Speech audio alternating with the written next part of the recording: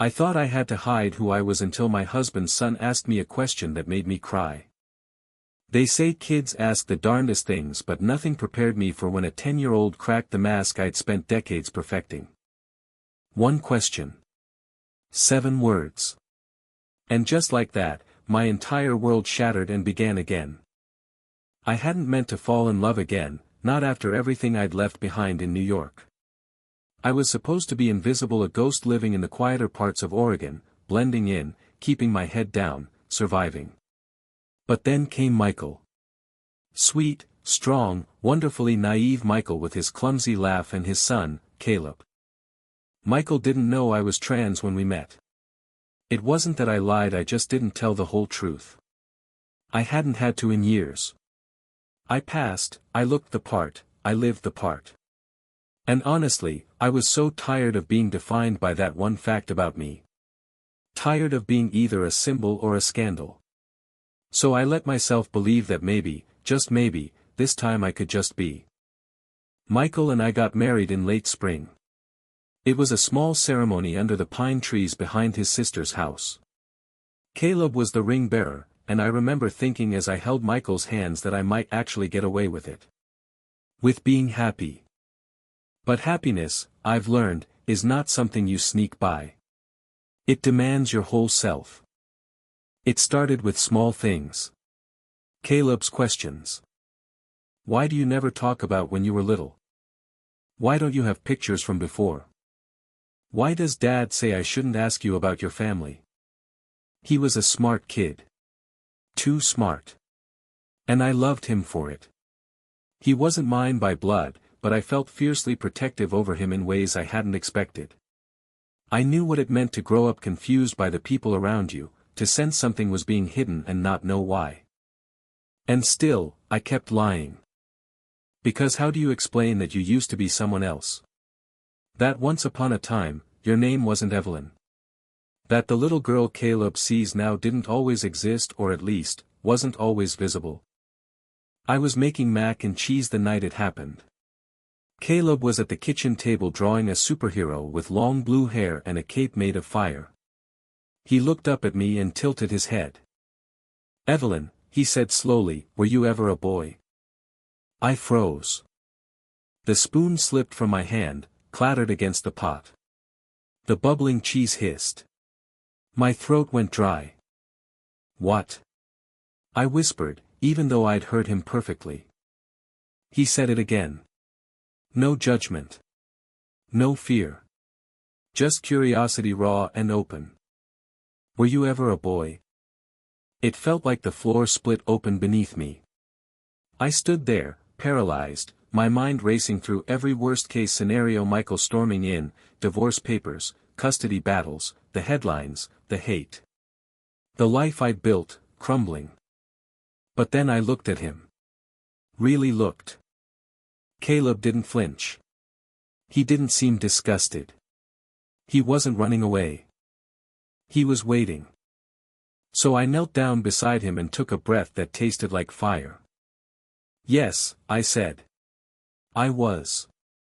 A long time ago. Caleb blinked, then smiled. Cool, he said. Can I still call you Evelyn?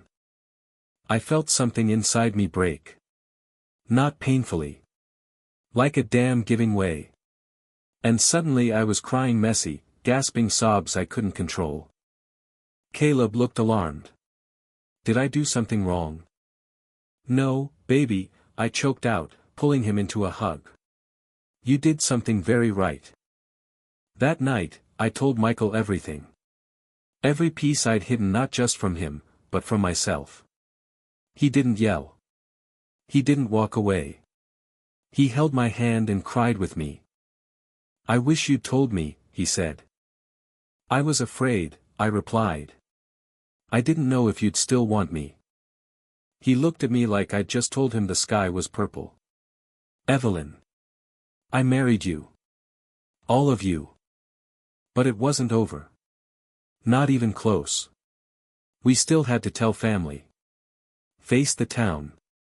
Answer questions neither of us were prepared for. Some people stopped speaking to us. A few sent anonymous letters.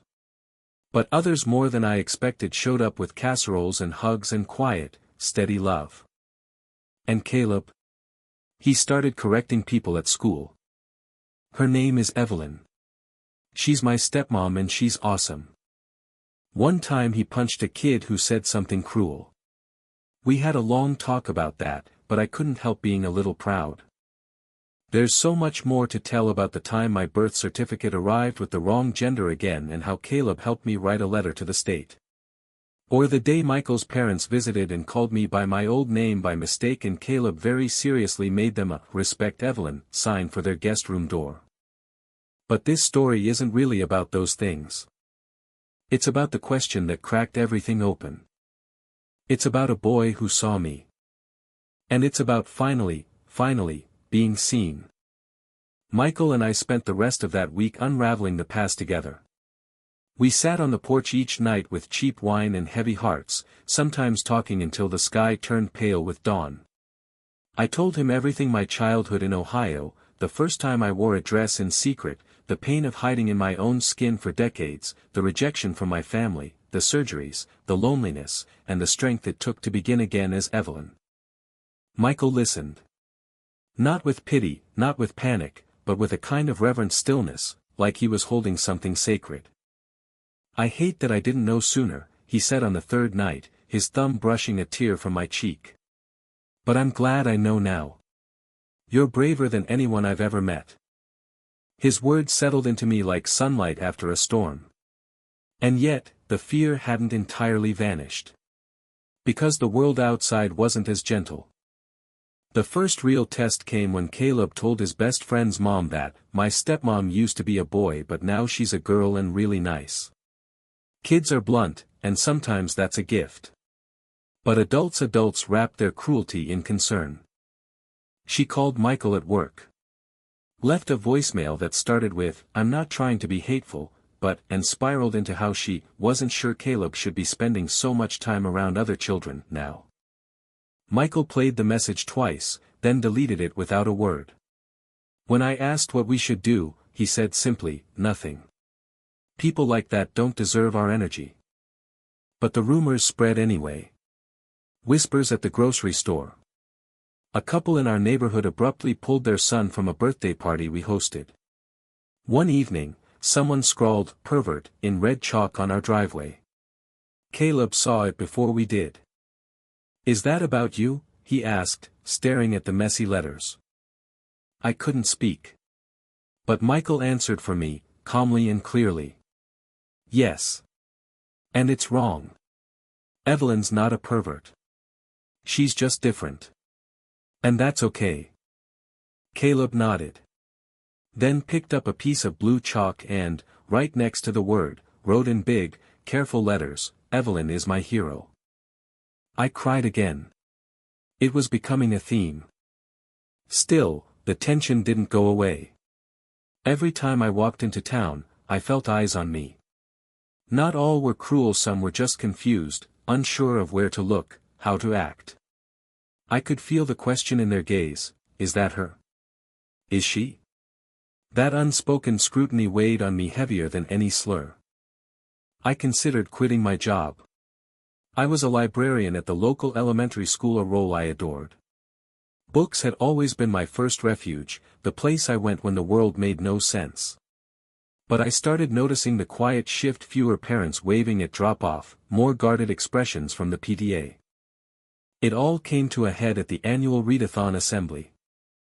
I'd volunteered, like I always did, to host the storytelling session in costume. This year, I chose to dress as Miss Viola Swamp, the deliciously scary character from Miss Nelson is Missing. I'd planned the whole thing for weeks, complete with an accent and dramatic cloak. But 20 minutes before the assembly, Principal Harris pulled me aside, his face tight. "Evelyn," he began, clearly uncomfortable, "I'm going to have to ask you to step down today." My stomach dropped. "Why?" "There've been concerns. Some parents think it's confusing for the kids, you dressing up. Given the circumstances." "Circumstances," I repeated, my voice flat. "You mean the fact that I'm trans?" "I didn't say that," he muttered. "You didn't have to." He looked pained, but resolute. "This isn't about you. It's about avoiding conflict." I wanted to scream. To ask him how erasing me was anything but conflict. Instead, I walked out cloak in hand, costume in tatters. I drove home with hot tears sliding down my cheeks, that old familiar shame blooming again in my chest like rot. That night, I told Michael I was going to quit. Not just the school, the whole town. I'd seen this pattern before. Small towns turn into tight nooses. I wouldn't let Caleb grow up watching his stepmother shrink herself again. But Caleb had other plans. He came into our room after dinner, dragging a stack of books in his arms. "We're gonna do our own readathon," he declared. "You and me." I blinked. "What?" "You tell the stories. I'll be the audience. And Dad's gonna film it. Then we put it online. For the whole world." I laughed, even though my heart ached. "Baby, no one wants to see that." He stared at me, deadly serious. "I do." So we did it. Every night for 2 weeks, I dressed up in my silly costumes, sat in our living room with a makeshift backdrop of painted cardboard, and read children's books in my best voices while Caleb clapped and shouted, "Encore," from behind the camera. We called the series Storytime with Evelyn and Caleb. Michael posted it on YouTube. By the end of the first week, it had 300 views. By the end of the second, it had 40,000. Then the emails started. From moms in Minnesota. Dads in Florida. Teachers in Vermont. Trans teens in Nebraska. They wrote things like, "I wish I had someone like you growing up." And, "Thank you for being brave so I can be, too." One girl wrote, "My stepmom is trans and we never talk about it. But I showed her your video and now we do. Thank you." I printed out every single message and made a collage on my wall. It reminded me that no matter how small my world seemed, the ripples went farther than I ever dreamed. One afternoon in late fall, we were invited to speak at the library in Portland. Just a 2-hour drive, but it felt like a different universe. Michael insisted on driving. Caleb packed snacks and his favorite cape, just in case we need extra flair, he said. I stood on stage in a modest conference room, staring out at 50 strangers. My knees shook. But then Caleb squeezed my hand and whispered, "You got this." So I spoke. I told them everything. Not just the pain, but the joy. Not just the fear, but the love. I talked about what it meant to be seen by a child before the world taught him what to fear. When I finished, there was silence. And then applause. Real, roaring, unstoppable applause. I cried again. Yes, again. Later, an older woman approached me in the hallway. She had silver hair and kind eyes. "My daughter's trans," she said softly. "I haven't always known how to support her. But I think I understand a little better now."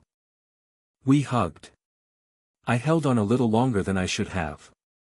But the biggest moment came later that winter.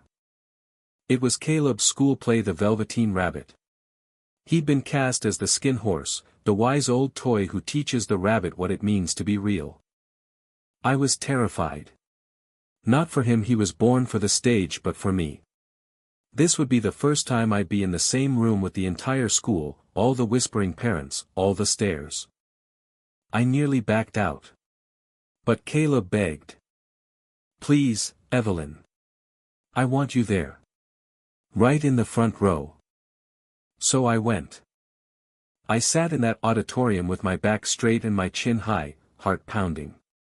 And when Caleb came on stage and delivered his line, "Real isn't how you're made. It's something that happens when someone loves you for a long, long time," he looked right at me. The world tilted. In that moment, I felt more seen, more real, than I ever had before.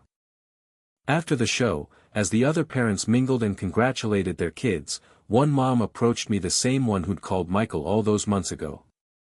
She cleared her throat awkwardly. "I judged you," she said plainly. "And I'm sorry. I didn't say anything. Just nodded." Then she added, "Caleb's lucky to have you." That night, Caleb curled into my side on the couch. "You know," he murmured sleepily, "I think being different is kinda like being a superhero." I kissed his forehead. "Yeah, kid.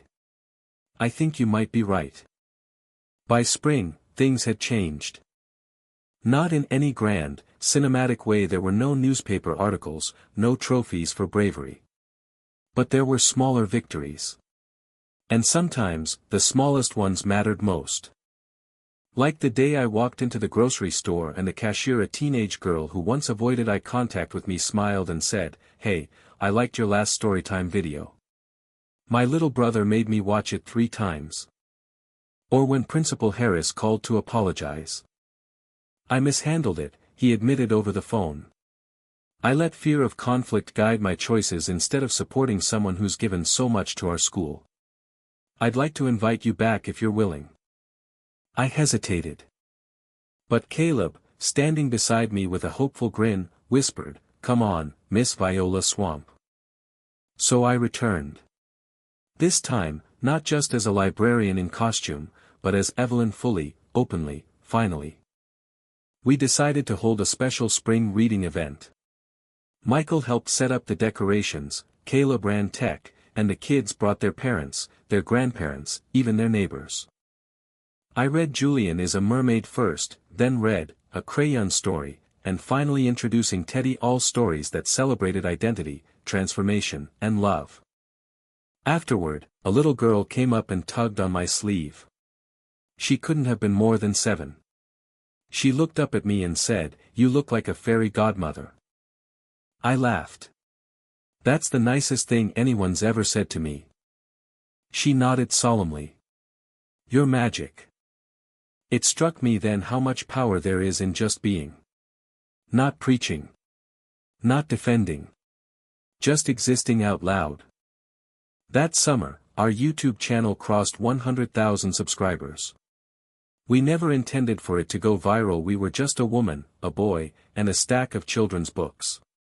But something about our bond, our joy, our honesty, it resonated. We started getting requests to visit schools, libraries, even community centers across the country. Michael took time off work to travel with us. Caleb kept a journal titled Adventures with Evelyn, where he chronicled each trip like it was a superhero mission. But not every stop was safe. In a small town in Missouri, we arrived to find protesters outside the library. Signs that read things like, "Protect our kids," and, "Men don't belong in dresses." One man shouted something I won't repeat. I kept my head high, but my hands shook. Caleb wanted to go in anyway. "They don't get to scare us," he said. But it wasn't just about us anymore. Inside, we knew there were queer kids watching, closeted teens volunteering, maybe even a terrified parent trying to make sense of it all. So we walked in slow, steady, unflinching. The room was half full. Half empty, depending on how you looked at it. But those who stayed, they needed us. And we needed them. I read with a lump in my throat, my voice steady even when my knees weren't. Afterward, a teenage boy lingered by the exit. Pale, wiry, backpack clutched tight. "I'm trans too," he said softly. And I didn't think I'd ever say that out loud. I nodded. "You just did." He smiled. "Just barely." Then he turned and walked away, shoulders a little straighter. We returned home in August, exhausted but grateful. Michael resumed work. Caleb prepared for middle school. And I started writing a book. It was Caleb's idea, of course. "You should write about all this," he said. "But like, for other kids. So they know they're not weird." So I did. I called it Brave Like Blue, after Caleb's favorite cape. It followed a boy who loved dressing in blue, a color his town told him was for girls, and his magical stepmother who helped him discover his true self. It wasn't subtle. But it was honest. When the book was published, we held a release party at the very library where I'd once been banned from reading in costume. Full circle. Caleb stood on stage and introduced me. "This is Evelyn," he said proudly. "She's my stepmom. She's also my best friend. And she's the bravest person I know." The audience clapped. I cried again. I know, it's a theme. That fall, Michael and I renewed our vows. We kept it small, just close friends, chosen family, and one extremely excited 11-year-old who insisted on writing his own speech. Michael wore a navy suit with a sunflower in his lapel. I wore a white dress with pockets and joy stitched into every seam. We stood under the same pine trees where we first said, "I do," only this time, I wasn't hiding anything. Caleb stood between us during the ceremony. "My family's weird," he said during his speech. "We're not like anyone else's. But I think that's what makes us awesome. Evelyn taught me that being different isn't something to be afraid of. It's something to be proud of." Then he paused, smiled, and added, "Also, she makes the best mac and cheese, so that helps." Everyone laughed. Michael kissed me. And for the first time in my life, I felt truly, completely home. But life isn't perfect. Not even after all the applause and progress. There were still awkward glances at restaurants. Still hateful DMs on social media. Still days where dysphoria crept in like a fog I couldn't shake. And there were hard conversations, too. Like the time Caleb asked me, "Do you ever wish you weren't trans?" I hesitated before answering. "Sometimes," I said truthfully. "But not because I hate who I am. It's because the world makes it hard to be me." He thought about that. "Then I think the world should change," he said. "Not you." I hugged him tight. "Me too, kid." One winter morning, Caleb came into our room at dawn, clutching his phone. "Evelyn. Evelyn. Look." Bleary-eyed, I sat up. "What is it?" He handed me the screen. It was a tweet. From the White House. "Today, we celebrate families like Evelyn and Caleb's brave, loving, and beautifully human. Stories like theirs remind us what true courage looks like." I stared. Blinking. Michael leaned over and whispered, "Well, looks like someone's famous now." I laughed. "Does this mean I have to dress better when we go to Costco?" Things moved quickly after that. I was invited to speak at a national education conference. I got a book deal for a memoir. And then out of nowhere a Hollywood producer reached out about adapting Brave Like Blue into an animated film. Caleb screamed when we told him. Then immediately asked, "Can I voice one of the characters?" "Only if you audition," I said, grinning. He did. And yes, he got the part. We spent the summer in Los Angeles, navigating studios, voice booths, press junkets. It was surreal, overwhelming, and beautiful. But the best part wasn't the movie. It was when a quiet, anxious-looking girl approached us at a meet and greet, holding her mom's hand. She wore a blue cape. She said, "I used to be scared to tell people I'm a girl. But then I read your book. And I'm not scared anymore." I knelt down, heart pounding, and said, "You're the bravest girl I've ever met." She grinned. Just like Blue. The film premiered a year later. We hosted a screening at our local library, of course. The same one that had once hesitated to let me through the door. Now, they named the children's wing after me, the Evelyn Martin Reading Room. I stood in front of it with Caleb and Michael by my side, the plaque shining in the sunlight. "I think we changed things," I whispered. Michael squeezed my hand. "You did." But Caleb corrected him. "We did."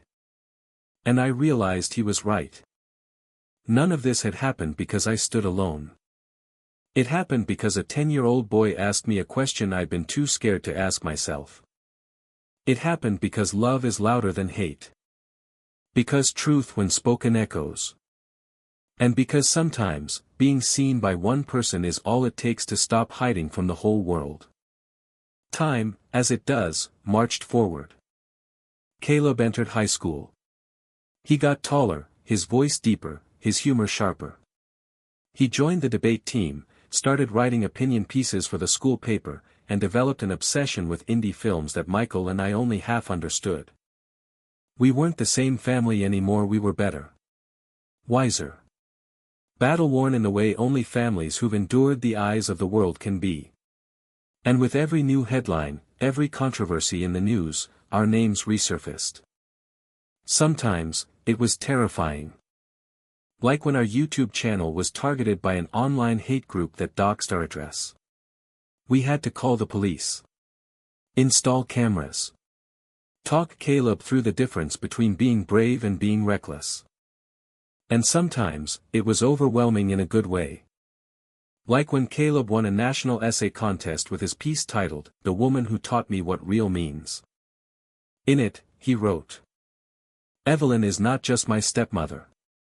She's my compass. She showed me that people don't always come wrapped in the boxes the world gives them. But that doesn't mean they're broken. It just means the box was too small."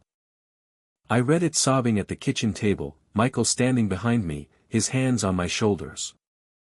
"I didn't know he felt all that," I whispered. "He's been watching you the whole time," Michael said. "Of course he sees it." When Caleb turned 16, he came out to us. It was a cool September evening, the three of us sitting around the fire pit in the backyard. He was fiddling with his shoelaces when he said, quietly but clearly, "I think I like boys." There was a beat not of hesitation, but of reverence. Michael put a hand on his knee.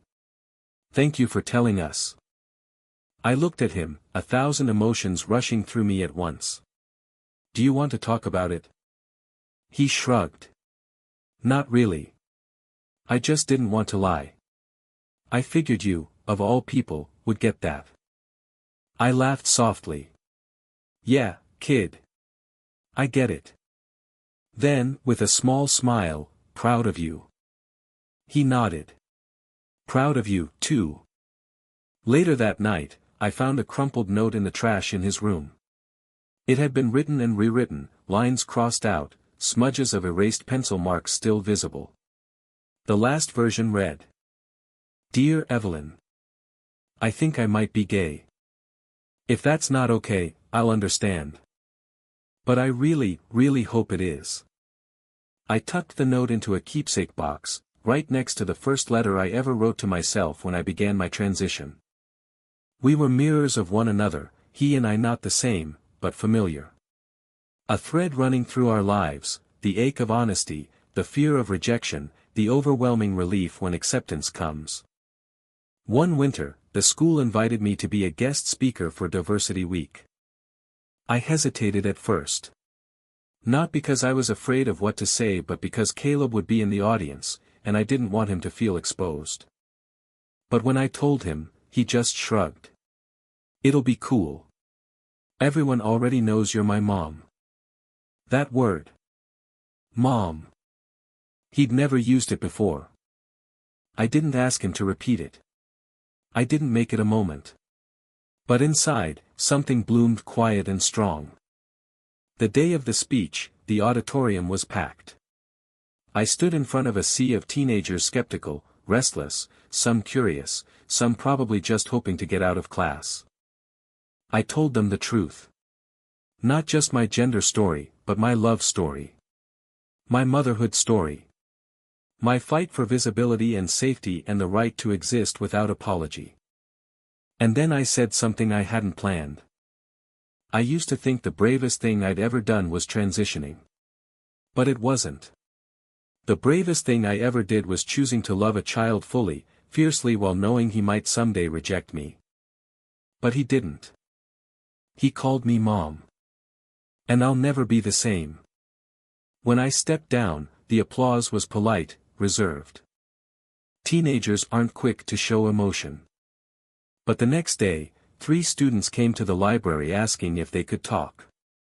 And 2 weeks later, the school counselor emailed to say that 5 students had asked to start a queer support group led by Caleb. On my 50th birthday, Michael threw me a party in the backyard. String lights, jazz music, homemade cupcakes. Dozens of friends, many of them queer, most of them found family. I stood under those pine trees again, the same ones from our wedding, and gave a toast.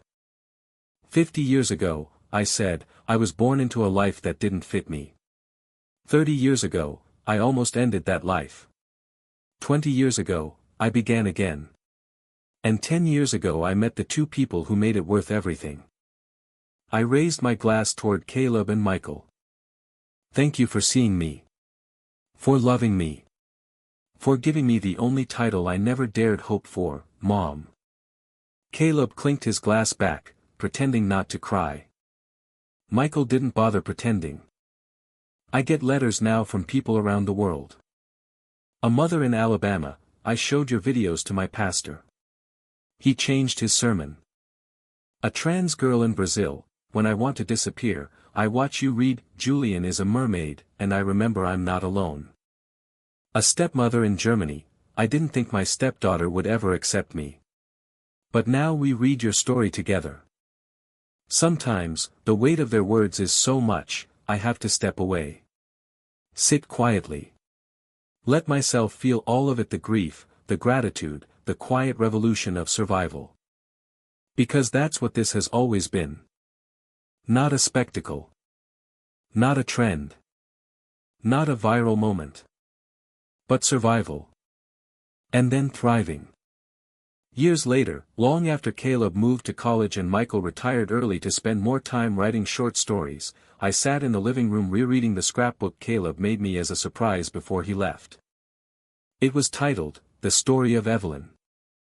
The first page was a photograph of us, me, in my apron, holding a spoonful of mac and cheese, Caleb, in his superhero cape, laughing like the world had never known pain. Beneath it, in his messy handwriting. This is the first moment I knew she was magic. The last page held a single sentence. You didn't just raise me, you raised yourself, too. And I got to witness it. Lucky me.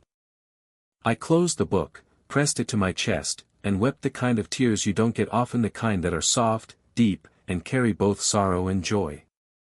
Because yes, I had raised myself. Yes, I had lost things. But I had gained so much more. I had found a son. A partner. A purpose. And a self I no longer had to hide. So here's what I know now. There is no shame in beginning again. There is no weakness in crying in front of a child. There is no tragedy in being trans, only the tragedy of being unseen. And sometimes, the clearest mirror of who you are comes not from your past, but from the eyes of a child who loves you without question. Because when Caleb asked, "Were you ever a boy?" he wasn't really asking about my past. He was asking, "Can I trust you with the truth?" And by answering him, I said yes. And in doing so, I finally trusted myself. The end. If you find it interesting, please like and subscribe to follow the next stories.